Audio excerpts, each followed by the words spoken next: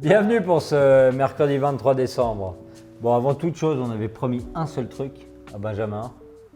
C'est de lui faire quoi? Je peux le faire? Vas-y, je t'en prie. Adieu! Voilà. Donc Benjamin, comme vous avez pu le comprendre, c'est Benjamin Massy.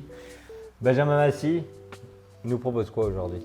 Il nous propose une histoire de famille avec son frère Grégory, avec son papa Luc, et puis toutes les générations qui ont succédé le domaine Massy. On part à des allées encore une fois. Ça représente une image en Suisse, à l'international, et moi ça me fait plaisir parce que en plus c'est un flashback. En 2019, c'est pas longtemps, hein, c'est une année, mais c'était l'époque où on pouvait se toucher, s'embrasser et danser. C'était la fête des vignerons. Et là où ils ont été élus roi de la fête des vignerons.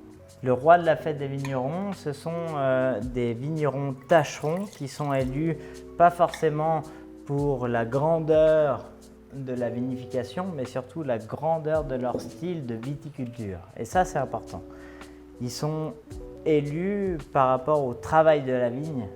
Et ça, on l'oublie de plus en plus. Et moi, ça, pour moi, c'est important. Il y a le travail à la vigne, la compréhension du cep de vigne, de la nature, du sol et du terroir. Absolument, et tout ce qui gravite autour. Et surtout la difficulté qu'on a, tu le sais, à récolter la vendange de l'année et de chaque année. Bien sûr. Donc maintenant, on passe à la dégustation. On est sur une appellation certes très connue, tout le monde connaît aujourd'hui le chemin de fer. On le voit partout. On le voit partout, certes, dans la région, on le voit partout, certes, en Suisse. Mais moi, ce que j'aimerais énormément communiquer aujourd'hui avec le calendrier de Lavaux, c'est l'image de la qualité des vins suisses à l'étranger. Mais surtout de Lavaux. Ouais. Le chemin de fer, oui, on le retrouve sur toute la table et sur toutes les cartes des vins des restaurants. Mais ça en fait l'image à l'international. Moi, j'aime bien parce que c'est crémeux, c'est dense, il y a une belle minéralité et puis surtout avec ça, ce côté pierre à fusil et qui se retrouve en gastronomie ou en moment de partage, par exemple. Alors justement, on parle de partage. Avec ça, qu'est-ce que tu nous proposes à manger?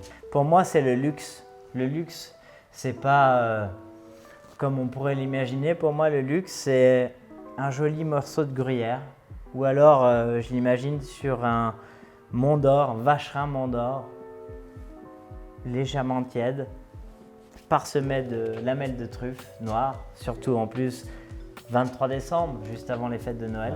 Santé! À toi et à nous.